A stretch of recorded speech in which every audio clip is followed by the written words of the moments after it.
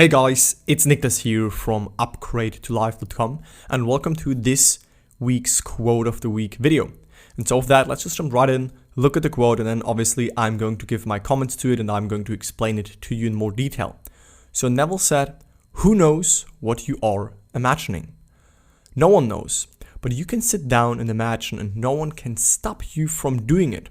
But can you give reality to the imaginal state? If you do, yes, a bridge of incidents will appear in your world and you'll walk across some series of events leading up to the fulfillment of that imaginal state. But don't give causation to any physical step that you took towards the fulfillment of it. So this is really powerful for me because first of all, Neville asks us and asks you, like, who knows what you are imagining?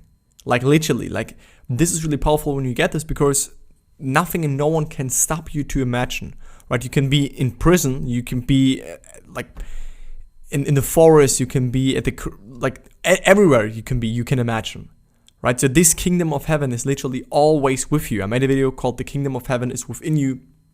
I highly recommend you check this out. And you realize that everywhere you go, you have this whole universe, like this whole consciousness, this infinite potential is within you, is you. It's all the time there for you. Right? And no one knows what you're imagining. So then the more important part is, right, no one knows, no one can stop you from doing it. However, can you give reality to the imagined state? Right? So do you use your imagination really like slightly and you have just some daydreams here and there, which is fun sometimes, but that's like more of like an uncontrolled imaginal images that come up. But can you actually like on point imagine something that implies the fulfillment of your goal? Can you really bring scenes in front of your mind's eye that imply that you are already the person that you want to be or that you already have what you want to have? That's the more important thing, right? No one can stop you. You can imagine what you want, but can you do it like on purpose and give reality to that? Can you feel it real, right? Can you actually realize that your imagination is real and that this world is just a shadow of your imaginal activity? And if you do, right, if you give reality to the imagined state, if you like identify with that which your imaginal scene implies and you like shift into that, then the interesting thing starts, because then you will walk a bridge of incidents that will appear in your world and you will walk across some series of events leading up to the fulfillment of that state, right? So it's like the quote, "As within, so without." Internally, it's instantly. Right? You can instantly imagine a certain state. You can instantly identify with something, with a new version of you, with already having your desire. And instantly, you are instantly there internally. But in this physical three-dimensional world, again, it takes this bridge. Not always. Sometimes it's quicker. Sometimes it takes some time. But we don't care about this. As long as you care about this internal state, right, and you remain faithful and loyal to what you have already experienced, what is already done, and you remain loyal to that imagined state, then it has to play out, then it has to be reflected back to you, right? And then what a lot of people do is they give causation and they say, oh yeah, but this happened, and of course I got my goal.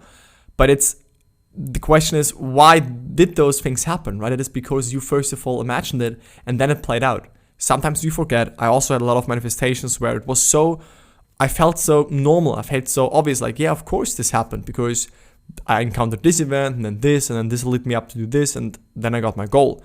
However, when I really think back, I know that I imagined that previously and then it played out through this bridge of events that took me to my goal, right? So where you first were internally, you then stand there also in the physical three-dimensional world, if you call it like that.